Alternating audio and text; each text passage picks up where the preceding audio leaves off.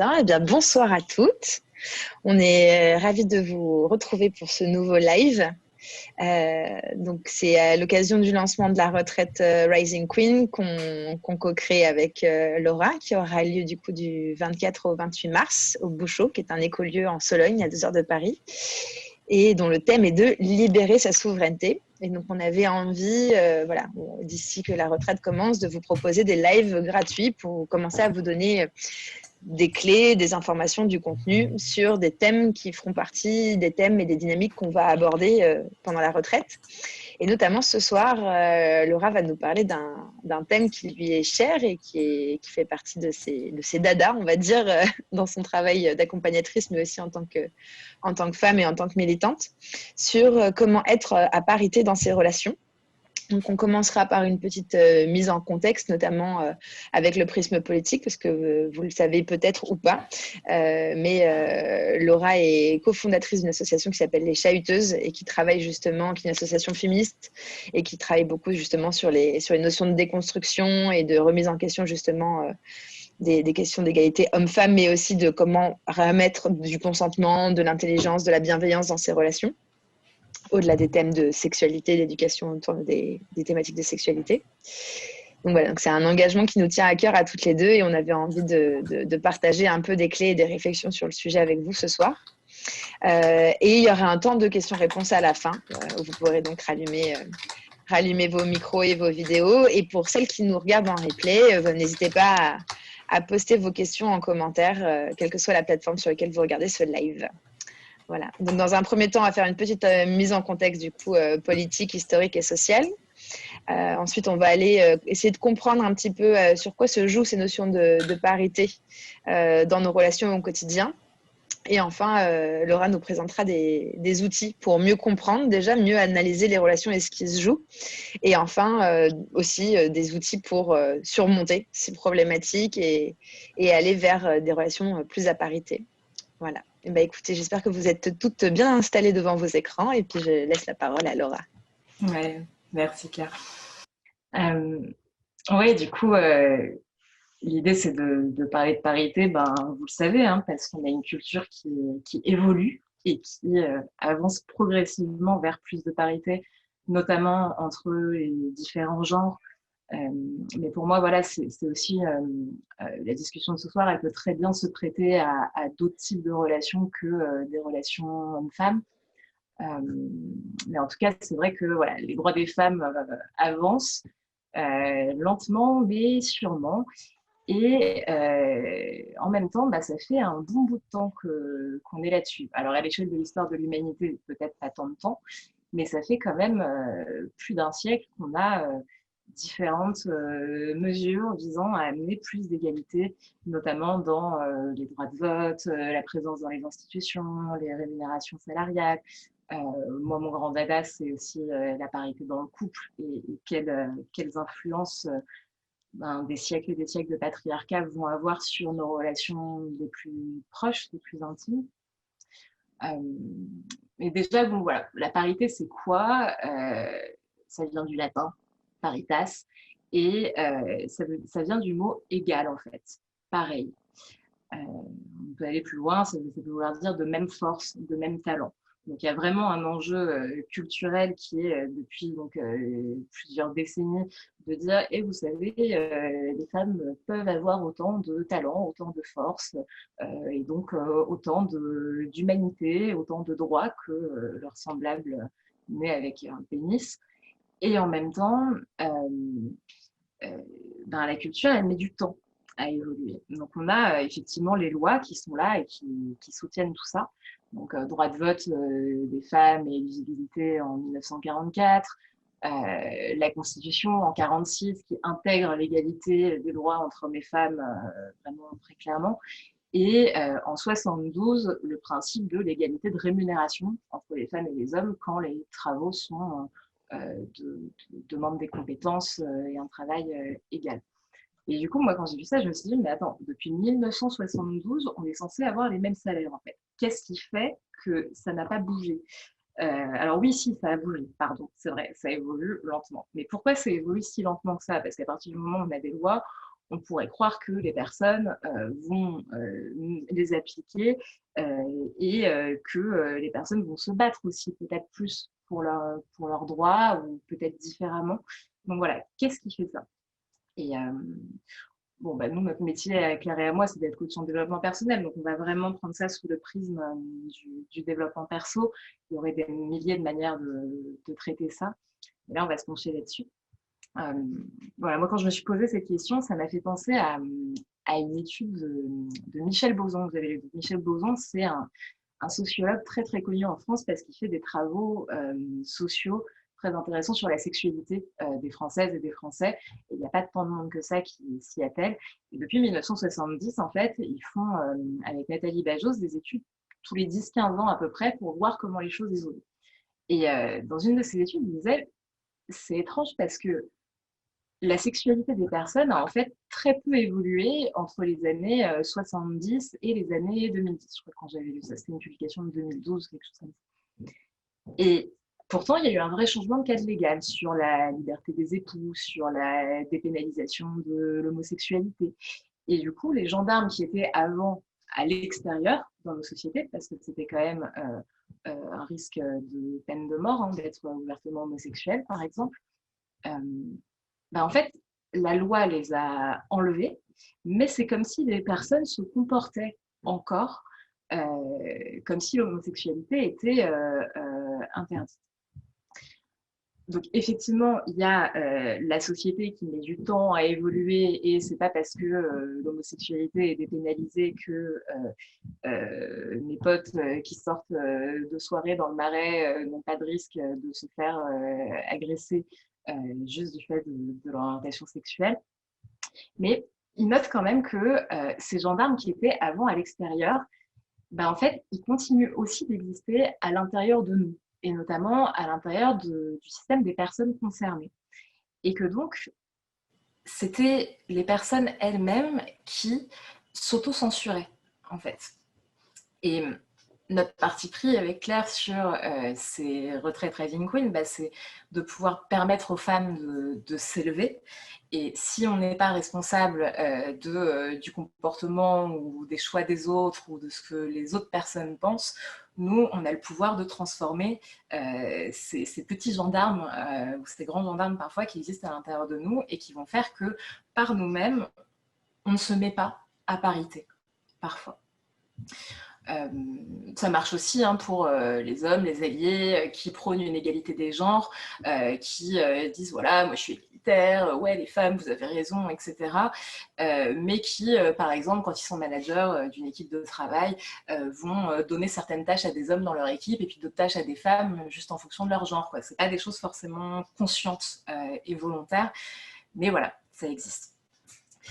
Et du coup, voilà, si on continue à faire vivre ces stéréotypes de genre et ces histoires comme quoi on n'est pas à la hauteur, notre parole n'a pas de valeur, ou si on continue même nous-mêmes parfois de sous-estimer les personnes qui vont penser différemment de nous, en fait, on n'est pas en train de cultiver cette parité. Donc, évidemment, personne n'est parfait.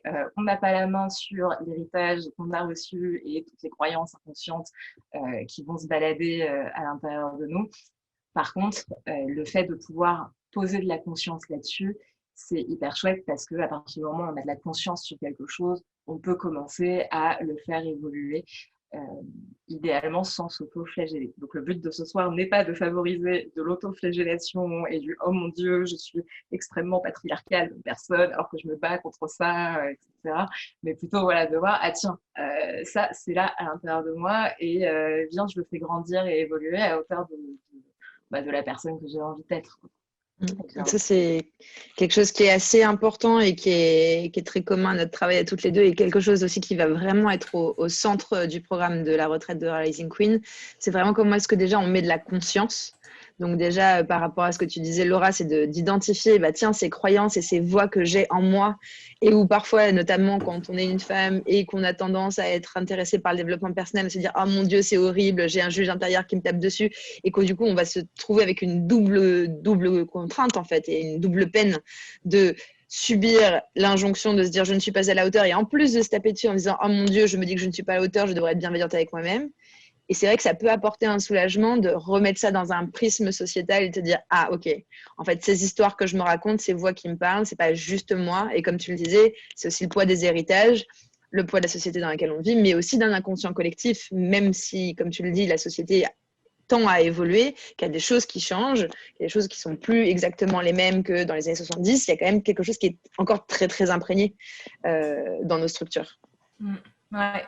Et c'est vraiment ça qui moi, me plaît et m'excite énormément. C'est ce principe d'émancipation, en fait. C'est le fait que de toute façon, d'une génération à l'autre, on va hériter d'une culture qui va être question de faire évoluer pour laisser un monde différent aux personnes qui viendront après nous.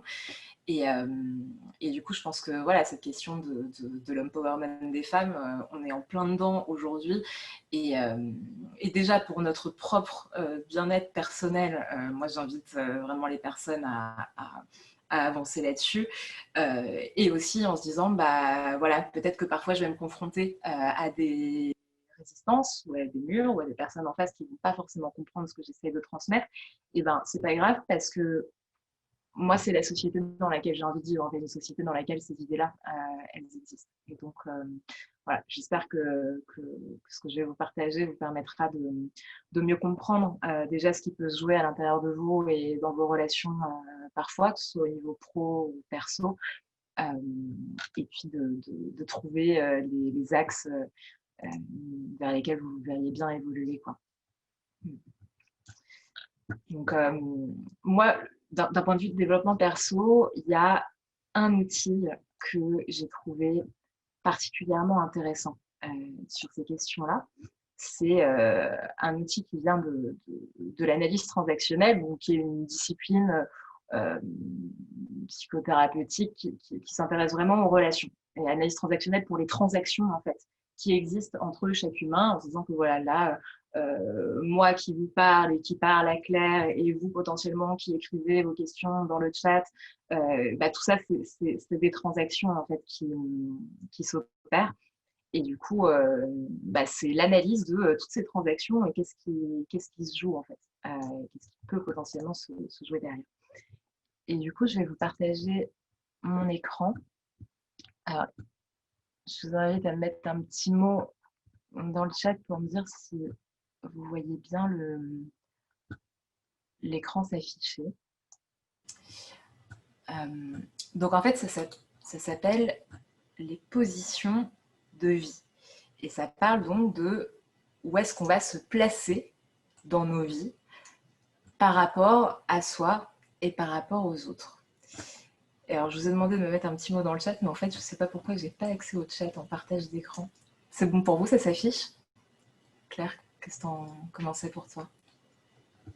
Oui, oui, c'est bon. Ouais, c'est cool. Okay. Et il y a d'autres messages qui disent que c'est bon, donc tout va bien. Ouais, merci. Canon. Donc en fait, cette matrice, elle est basée sur la perception que j'ai de l'autre et la perception que j'ai de moi-même.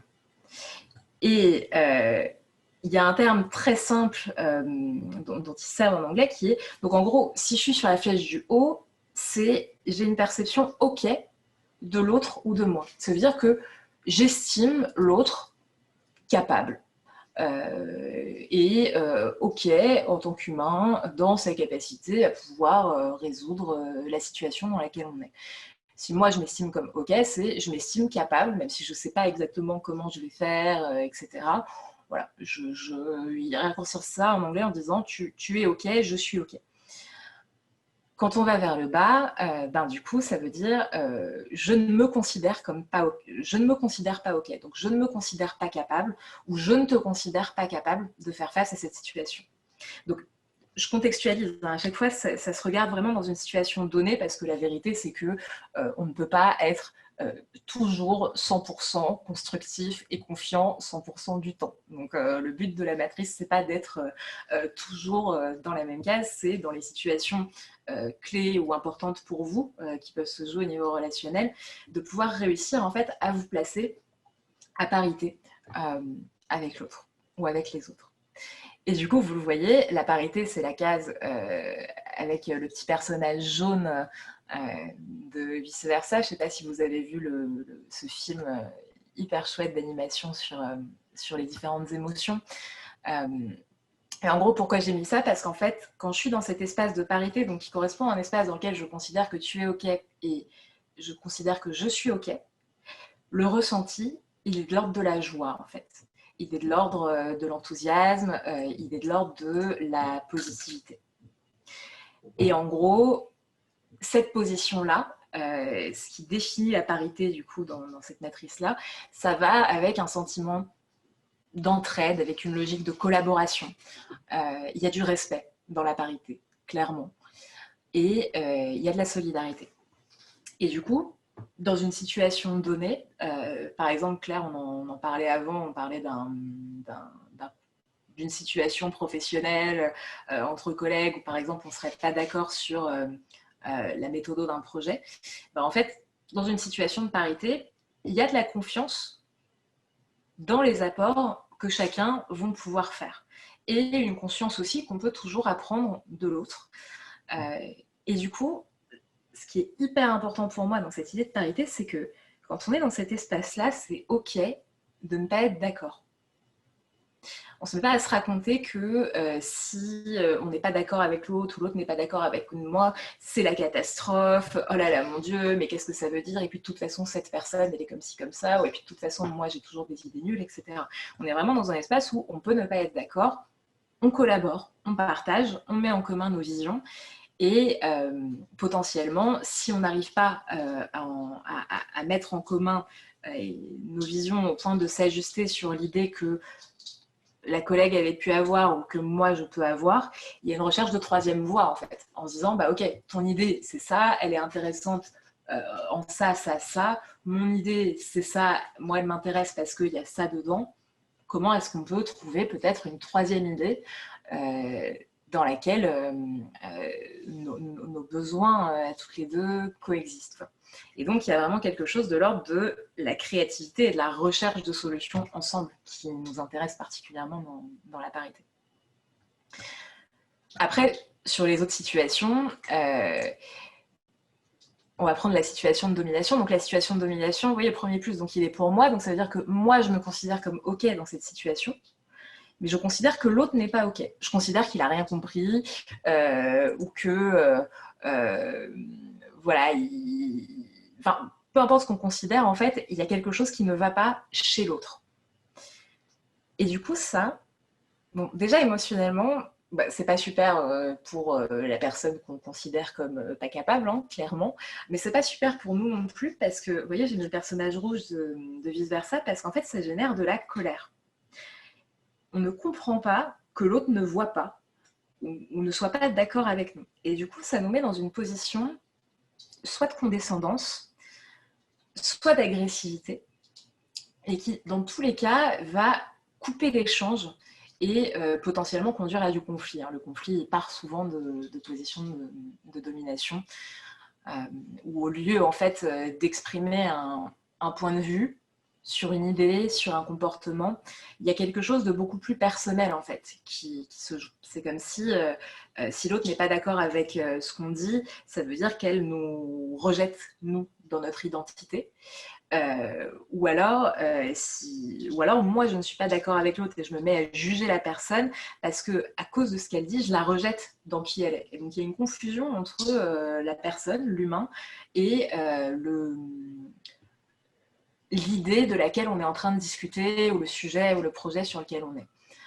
Peut-être ce qui pourrait être intéressant, en plus de voir en fait cette matrice à l'aune des relations, j'invite celles qui nous regardent et qui nous écoutent à allumer un petit filtre dans votre tête sur dans quelle mesure c'est aussi valable pour la relation à soi et les relations aux parts de soi.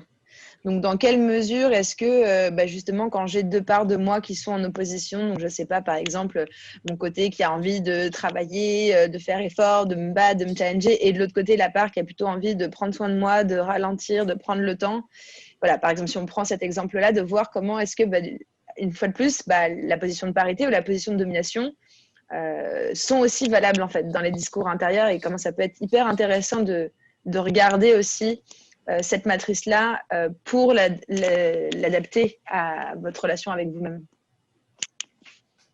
Oui, grave. Ça marche très très bien aussi. Ouais. Vu que l'amour de soi, c'est un de nos grands sujets fétiches, voilà, ça fait une petite croquette de plus. Ouais, carrément. Et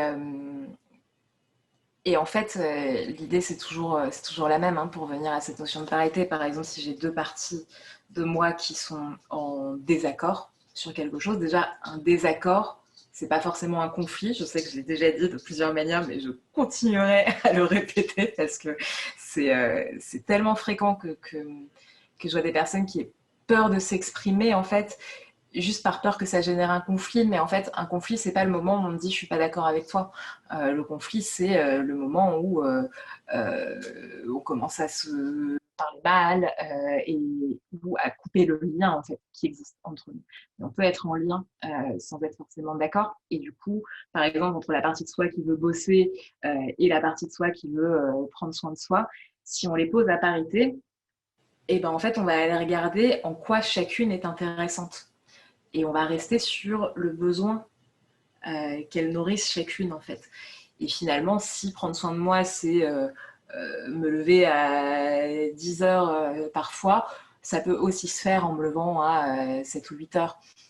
Et si être efficace dans ma vie professionnelle, ça peut passer par travailler beaucoup, ça peut aussi passer par travailler moins à certains moments. Ce qui compte, c'est d'être efficace en fait. Et donc, voilà, la démarche de parité, c'est en fait c'est une démarche de communication hein, vraiment, vraiment intéressante d'aller voir les besoins fondamentaux en fait qui sont derrière les différentes parties qui s'expriment. Ça, je vous en reparlerai à la fin. Ok, donc on a vu la parité, le allons-y ensemble, on a vu la position de domination, je suis meilleure que toi, mon idée est meilleure que la tienne, la position de soumission, le bon vieux je ne suis pas à la hauteur, je ne mérite pas de m'exprimer, les autres sont meilleurs que moi, bref, la dévalorisation en fait. Hein. Ça met dans une émotion de peur en fait. Donc si vous avez souvent peur dans votre quotidien ou dans vos relations, ça veut peut-être dire que vous vous mettez en position de soumission trop souvent. Et du coup, ça génère à la fois une forme d'évitement par rapport aux sujets sur lesquels on ne se sent pas à la hauteur.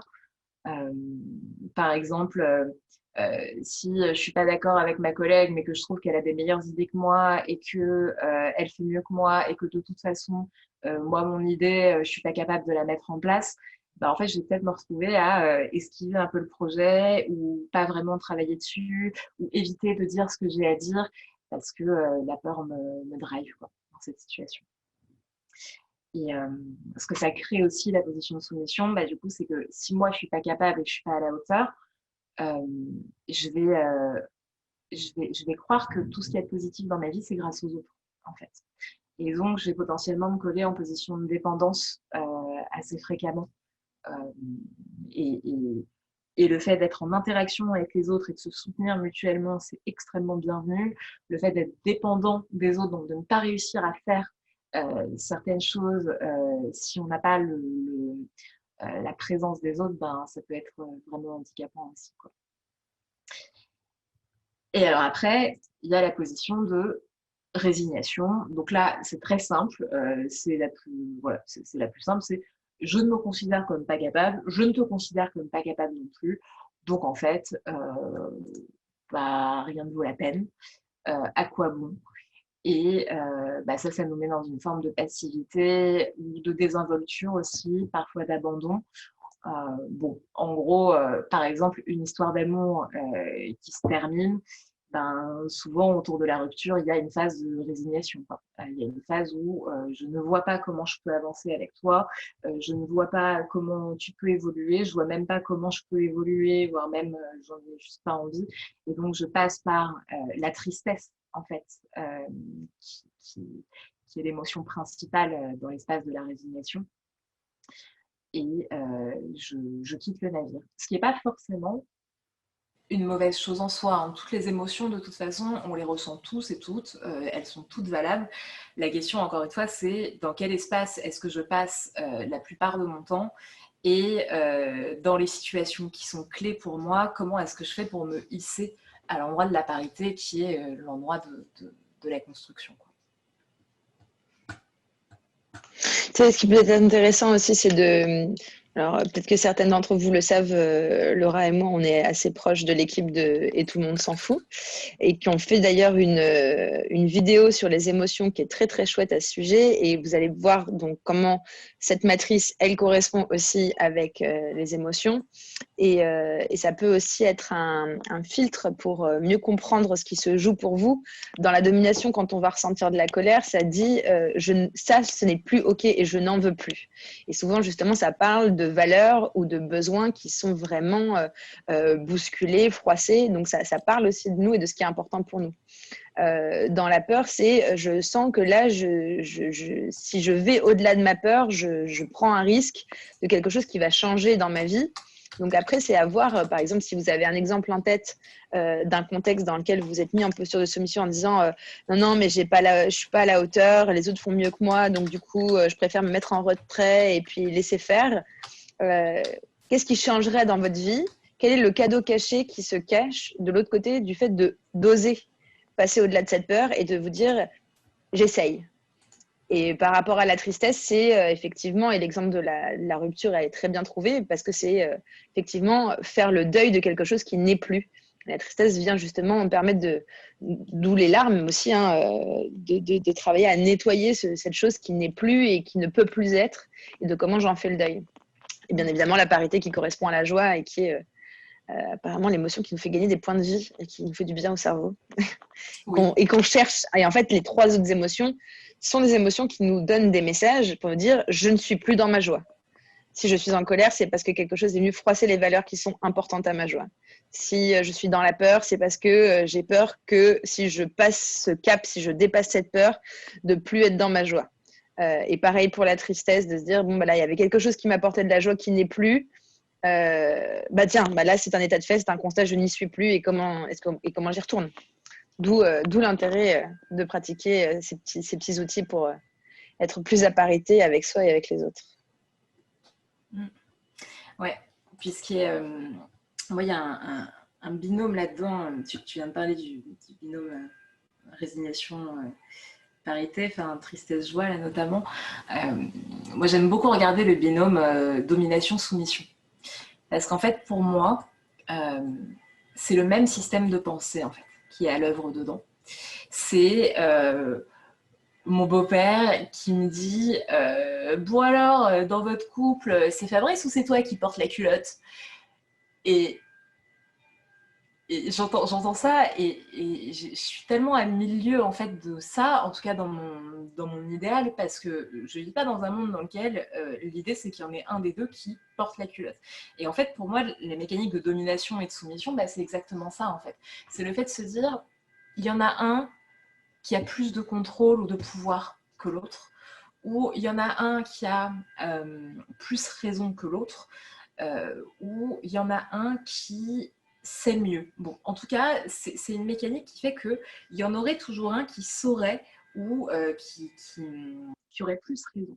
Et ça, en fait, ce que je vois notamment dans pas mal d'espaces militants, c'est qu'à force d'avoir été contraints et forcés d'être dans des espaces de soumission, au bout d'un moment, l'empowerment, il se fait en passant par la case colère, en fait. Et il se fait en passant par la case domination. Et c'est complexe parce que du coup, ça génère du conflit. Et en même temps, bah, en fait, c'est le renversement de ce système de pensée qui dit ah ouais, tu penses que tu es au-dessus de moi, et ben en fait, non, c'est mon idée qui va être au-dessus de la tienne. Et là où je vois bien en quoi c'est utile en matière d'empowerment et qu'on a besoin de passer par ces étapes-là à certains moments, en fait, l'idée, c'est de sortir de ce système-là. C'est pas de remplacer qui domine qui, quoi. C'est vraiment de passer dans un système où, en fait, il y a une personne, il y a l'autre personne, et il y a de la richesse et de la création, en fait, qui peut opérer parce qu'on est deux et qu'on réfléchit ensemble sur un sujet beaucoup mieux que si on était tout seul, en fait. Voilà, j'espère que c'est clair pour vous, pour cette matrice. On peut en parler pendant des heures, hein, ça s'appelle les positions de vie, donc plus global, c'est difficile, mais j'espère que ça vous apporte quand même des billes. Et l'idée là, pour moi, c'est vraiment de pouvoir passer aux solutions, du coup. Donc si vous avez des questions, n'hésitez pas à les mettre dans le chat et puis on les regardera à la fin et on prendra vraiment le temps d'y répondre. Bon, comment on cultive la parité? Déjà, cette matrice, elle est basée... Ouais. Je ne sais pas si tu as encore besoin de la matrice, mais peut-être après te remettre en plein écran quand on aura fini avec la matrice. Ouais, merci. Ouais, je vais juste conclure sur cette idée que donc c'est bien une matrice qui parle de ma perception à moi, ma perception que j'ai de moi-même et ma perception que j'ai de l'autre. Donc dans toute relation, il y a votre matrice à vous qui parle de comment vous voyez l'autre, comment vous voyez vous, mais il y a aussi la perception de l'autre personne en face. L'idée, c'est que, en fait, je ne peux pas maîtriser l'endroit depuis lequel l'autre se place.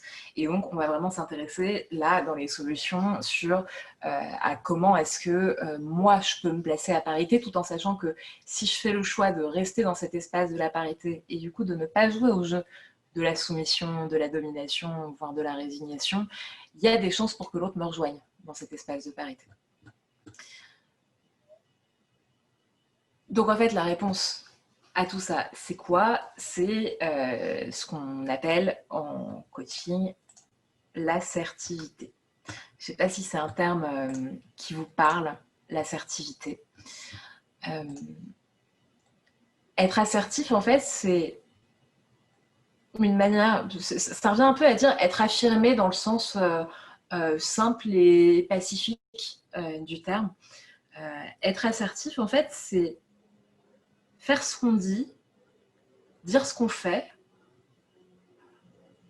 dire ce qu'on pense, tout en étant du coup à parité, donc dans le respect de l'espace de l'autre, des opinions de l'autre, et tout en réussissant à défendre ses intérêts et à prendre sa place en fait. Donc c'est un peu le Graal du développement perso en matière de relations, l'assertivité. Et donc comment on fait pour être assertif? Déjà, l'idée c'est de parler un maximum à la première personne. Si vous essayez de résoudre quelque chose au niveau relationnel ou de gérer cette histoire de projet avec la collègue, si vous dites à la collègue ouais, mais toi, tu vois toujours les choses comme ça, ça va être plus compliqué que de dire il y a un endroit où moi je suis pas d'accord avec toi, moi je crois que tel truc et tel argument. Dire à l'autre, tu vois, toi quand tu dis ça, ça veut dire que tu penses que non, non, en fait, on ne rentre pas dans l'espace de l'autre. Les espaces dans lesquels le tu va être bienvenu, ça va être plutôt quand on arrive à parler de manière factuelle en fait de ce qu'a fait l'autre. Par exemple, quand tu m'as envoyé ton mail hier, bon bah ça, ok, je peux, ça va pas être agressif de mettre du tu. Par contre, à partir du moment où je commence à interpréter, à juger comment fonctionne l'autre, en général, ça coupe le lien parce que la personne, elle n'arrive plus à vous écouter. Vous êtes en train de lui parler de vous, mais en fait, vous lui parlez d'elle et donc ça la renvoie chez elle et elle n'est plus en train d'écouter ce que vous vouliez lui dire au départ. Ensuite de ça, si vous vous retrouvez dans une position comme ça où vous n'êtes pas d'accord, où il y a une forme de désaccord qui est présent, ça peut être intéressant pour être assertif aussi de rassurer son interlocuteur sur l'interlocutrice sur le fait que je suis là parce que je veux construire avec toi en fait. Et donc de montrer à l'autre personne qu'on est dans cet espace de parité et qu'on a confiance dans ses capacités, dans ce qu'elle va dire, et qu'on a aussi confiance dans ce qu'on dit nous, quoi. Donc rassurer l'autre sur nos intentions, parce que du coup, les personnes, quand on n'est pas d'accord avec elles, parfois vont prendre ça de manière très personnelle. Et donc, si vous n'êtes pas dans le jugement de l'autre, etc., le fait de le signifier, ça peut être très rassurant pour le lien. Il y a aussi l'idée, une personne assertive, c'est aussi une personne qui est prête à changer d'avis.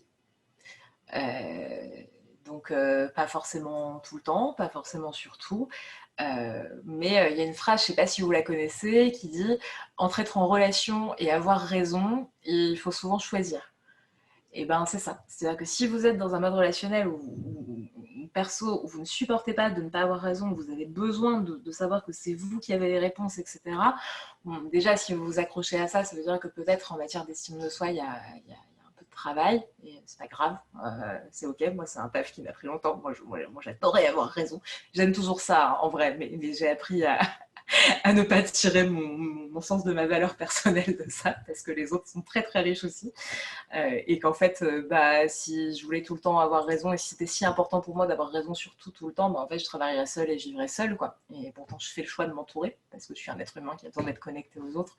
Donc ça passe aussi par cette idée que, ouais, en fait, ah ouais, je crois que tu as raison. Là, ce que tu viens de dire, ouais, ok, je comprends ton point de vue, et je crois que tu as raison là-dessus. Voilà. Et en fait, ça peut être très simple de dire ça. Et puis, parfois, juste, on est prêt à changer d'avis, mais la solution de l'autre ne convient pas. La nôtre nous paraît toujours plus appropriée. On n'a pas forcément d'idée de solution là, de troisième voie qui fonctionnerait. Ben, ça peut être juste accepter en fait de ne pas avoir trouvé de solution et laisser passer un peu de temps ou aller demander d'autres avis à l'extérieur, voilà, mais accepter finalement d'être en lien, de ne pas être d'accord et avoir confiance dans le fait qu'il y a une solution qui va émerger. Donc, être prêt à changer d'avis ou être idée avec l'idée de ne pas avoir trouvé de résolution,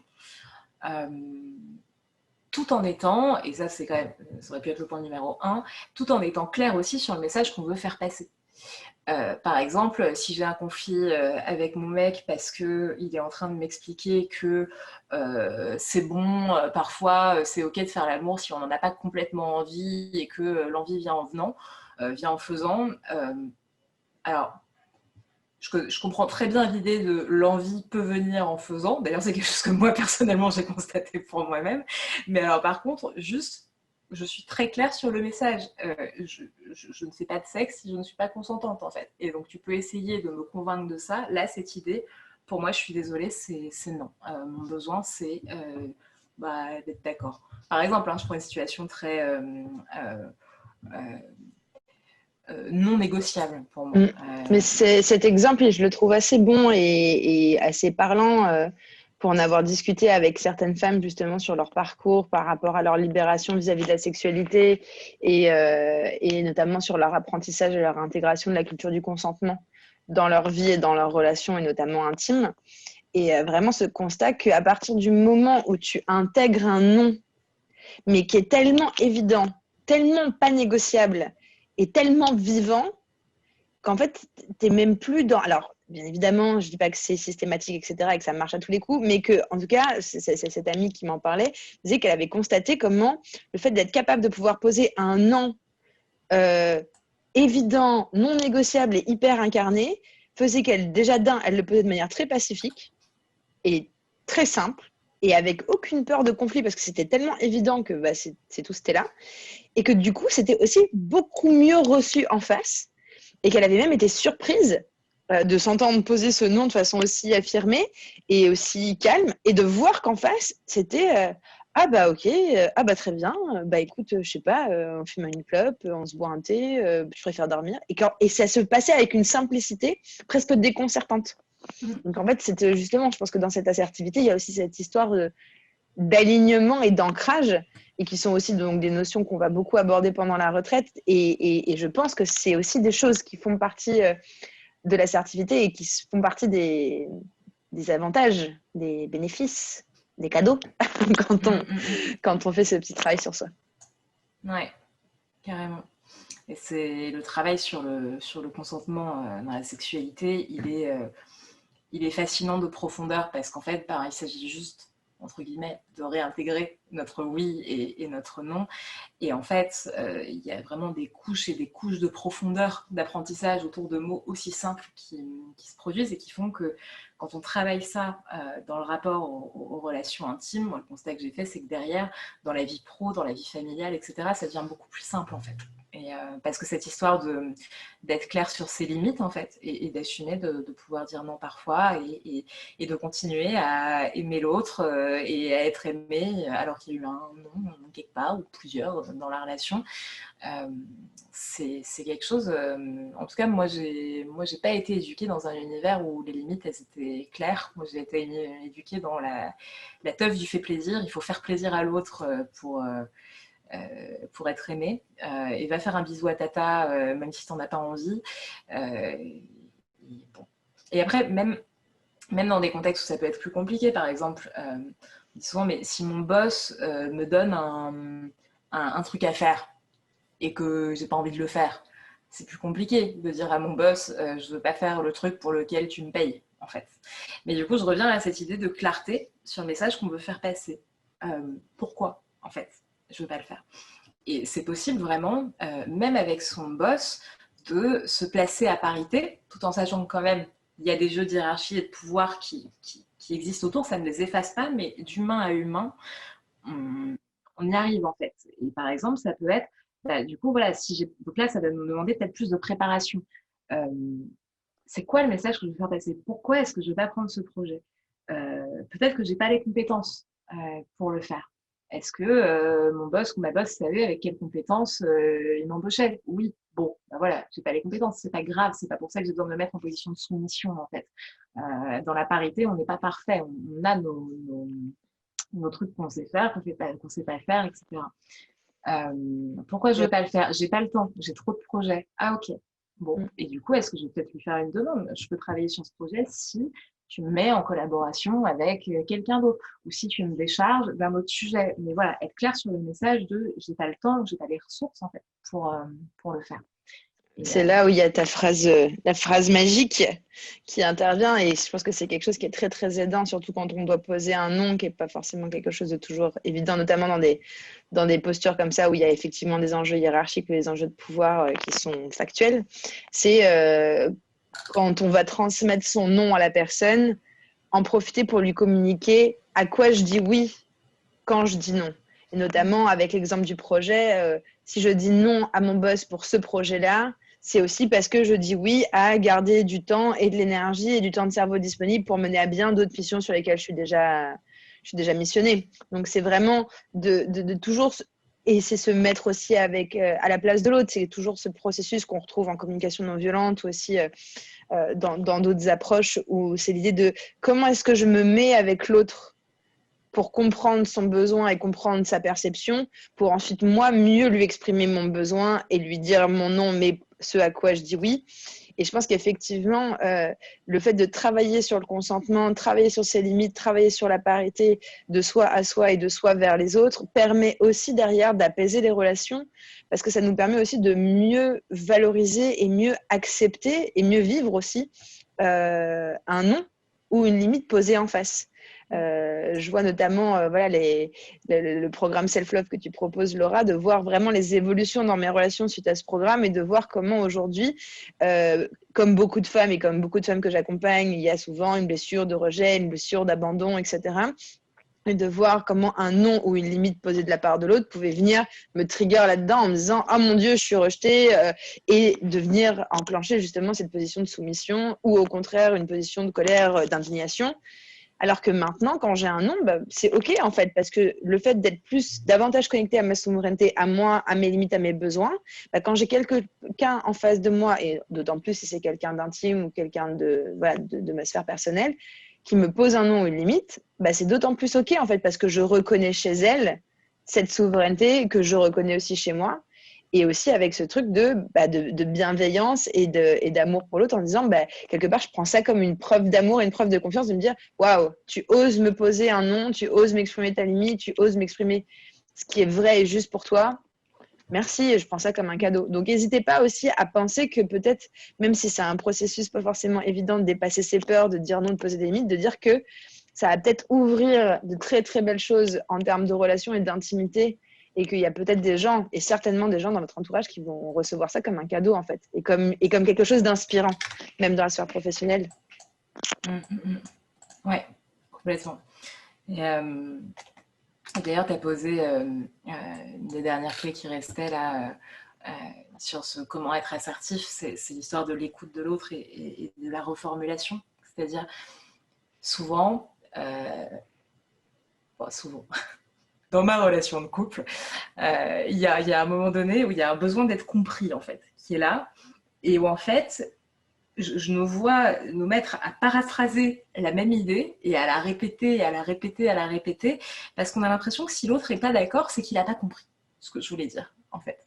Et du coup, le pouvoir génial de la reformulation, c'est, ok, je sors de chez moi, quelques minutes, je vais vraiment chez l'autre, et du coup, je reformule. Ok, donc si je comprends bien, toi, t'en es là et t'as besoin de ça, et du coup, ça te pose problème quand je fais ça. Est-ce que c'est bien ça? Donc là, la personne va nous dire oui, c'est ça, exactement, ou non, c'est pas ça. Et du coup, tu lui montres que tu as compris, et super, très bien. Et du coup, ben, moi, je pense toujours ce que je pensais tout à l'heure. Ou alors, ce que tu dis, c'est intéressant parce que ça fait évoluer ce que je pense, tu vois. Là où tout à l'heure, je me disais ça, ben maintenant, je vois plutôt les choses comme ça. Et en même temps, il reste toujours un truc à résoudre là, tu vois. Donc, je t'ai bien compris et continuons d'avancer, quoi. La reformulation, c'est très, très intéressant pour ça. Voilà, bon, en gros, pour les outils, le dernier outil, c'est la Rolls du coaching, hein, c'est le truc hyper chouette qu'on peut vraiment travailler en individuel ou en collectif. Euh, c'est la transformation de croyance, en fait. C'est le fait de se dire, bah, par exemple, voilà, si j'ai la croyance que euh, si je suis pas d'accord avec quelqu'un, c'est grave, c'est un problème. Je vais pouvoir appliquer les tips, là, la reformulation, être clair sur mon message, machin, etc. Je vais pouvoir voilà, me donner de la force, du courage, essayer. Mais si dans mon monde intérieur, le désaccord, c'est un problème, je vais être confrontée à ce mur-là, en fait, de manière récurrente. Et même si je peux réussir à dépasser ce truc-là une fois, deux fois, ça va me demander une énergie, en fait, monstrueuse à chaque fois. Et du coup, l'idée, c'est d'aller agrandir votre perception des choses. Et du coup, si y a une phrase que vous avez entendue là dans toute cette discussion, parce que j'ai glissé plein de croyances aidantes dans ce que je vous disais avant. Par exemple, c'est ok de ne pas être d'accord ou je suis en relation avec quelqu'un de différent parce que c'est riche. Enfin, voilà. N'hésitez pas à voir s'il y a une manière de voir les choses qui vous fait du bien, en fait. Et là, si vous trouvez une phrase, une idée, un regard sur les choses qui agrandit votre perception des relations ou de votre rapport à la parité ou à vous sentir à la hauteur, je suis capable d'échanger, je suis capable de co-construire, etc. Ben, prenez-la et faites-la vivre, cette phrase, cette croyance, parce que du coup, quand vous faites ça, vous agrandissez votre perception des choses, vous agrandissez votre perception du monde, et du coup, vous rentrez dans un espace dans lequel c'est possible que le désaccord soit OK et riche. Et du coup, bah, ça va être beaucoup plus possible d'être dans des espaces relationnels avec les gens où c'est vraiment OK pour vous, quoi. Et vous n'êtes pas en mode d'accord, me fait chier, ça me fait chier, ça me fait chier. Mais bon, on va être constructif, hein. Mais tout votre émotionnel est super, voilà, on galère, quoi. Donc voilà, il y a dans le développement perso et dans le coaching cette idée de transformation de croyance qu'on pousse de manière beaucoup plus personnalisée, évidemment, mais qui permet en fait voilà, de créer un espace, un champ émotionnel dans lequel on se sent bien, en fait, face à ces sujets-là qui nous challengeaient. C'était super, Laura. Merci beaucoup. C'était très, très riche. J'espère que, alors ne vous inquiétez pas, vous aurez le replay comme ça si vous avez besoin de prendre des notes et de revenir dessus et de venir aller récupérer justement les petites croyances aidantes pour vous les noter. Vous pourrez le faire. Le replay sera en ligne d'ici quelques jours, je pense. Et donc, c'est l'occasion pour moi de vous reparler un peu de la retraite Rising Queen, parce que comme vous avez pu le voir pendant ce live, il y a plein de concepts en fait qui sont vraiment au cœur de l'ADN de notre projet. L'idée pour nous avec cette retraite, c'était vraiment de justement venir mettre en commun l'approche de Laura, qui est vraiment ancrée dans le sociopolitique, dans la déconstruction et justement dans cet accompagnement des croyances avec un ancrage très concret, très dans la vie de tous les jours et qui est vraiment opérationnel. Et avec tous les enjeux que ça peut avoir dans la société aujourd'hui, dans vos vies perso ou professionnelles, ou même au niveau voilà, social et politique. Et mon approche où moi, je vais vraiment être plus dans le storytelling et dans cette approche intérieure avec cette porte ouverte sur la spiritualité et où en fait au final on a des approches qui sont à la fois similaires, complémentaires, parallèles pour aller et toucher le sociopolitique et aller toucher le spirituel et donc le transcendant, le transcendantal quelque part. Donc c'est de cette chose qui nous unit tous en fait, avec vraiment cette croyance qu'on a en commun que voilà, ce soit le changement que tu veux voir dans le monde, c'est beau avoir traîné partout sur tous les posts Instagram de coucher de soleil, c'est quand même très vrai et très valable. Et je pense que c'est quelque chose qu'on constate l'une et l'autre, chacune dans nos parcours personnels et qui plus est depuis qu'on accompagne dans le parcours des personnes qu'on accompagne en coaching. Donc là, l'idée avec cette retraite, c'est vraiment de vous offrir un cadre spatio-temporel vraiment unique, immersif, où justement ces modifications de croyances, ces transformations de croyances, que moi j'appelle voilà, reprendre le script de l'histoire qu'on se raconte, va pouvoir se faire sur plein de sujets différents et que ces croyances aidantes qui peuvent vous aider au quotidien, vous allez les avoir toute la journée et on va vous les répéter encore et encore et de façon différente et chacune avec nos mots. Mais c'est aussi des choses que vous allez entendre des autres. C'est aussi pour ça qu'on avait envie de créer un format collectif, parce qu'on a vraiment pu constater chacune dans nos ateliers collectifs respectifs la puissance de l'intelligence collective et de l'effet miroir. C'est-à-dire que peut-être, sûrement même, ces croyances aidantes qui vont vous aider à faire évoluer justement votre environnement interne, comme le disait Laura, peut-être qu'elle ne viendra pas de nous.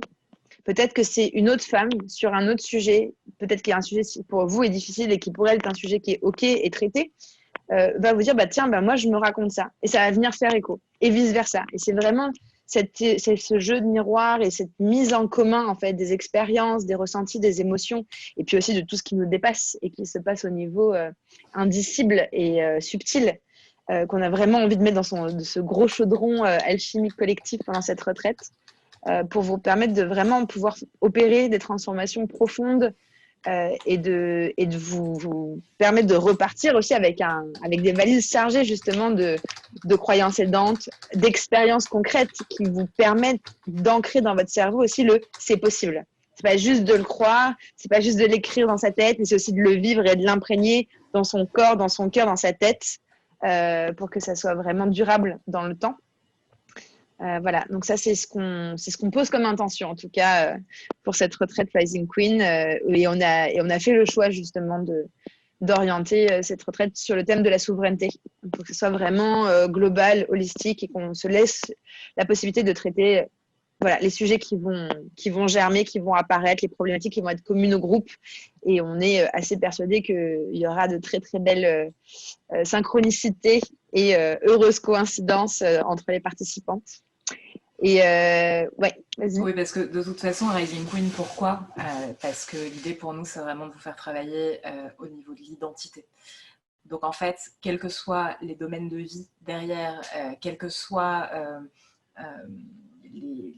voilà, si chacune arrive avec ses objectifs perso, que ce soit des objectifs d'amour, de travail, d'entrepreneuse ou de salarié ou de machin, en fait, c'est OK pour nous parce que l'idée, c'est qu'on va vraiment travailler pour vous élever à un endroit où vous vous percevez comme aussi légitime en fait qu'une reine dans son royaume quand il s'agit de votre vie, parce que votre vie, c'est votre royaume et qui coexiste avec le royaume d'autres reines et d'autres rois avec lesquels c'est possible de tisser des relations hyper chouettes en fait. Et d'où cette idée de souveraineté, quoi, ok, c'est ma vie, c'est mon corps, c'est mes émotions, c'est mes désirs, c'est mon futur. et comment est-ce que je m'écoute moi et comment j'arrive à m'élever en fait dans l'expérience de cette vie-là. Yes. Bon, on vous a mis, je crois que tu as mis le lien du site dans le chat. Donc, c'est www.risingqueen.fr. Vous avez toutes les infos dessus.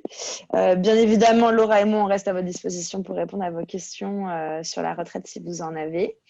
Et je vais couper l'enregistrement si c'est OK pour tout le monde. Et puis, comme ça, on va pouvoir passer aux questions-réponses. Au revoir les gens du replay. Au revoir les gens du replay.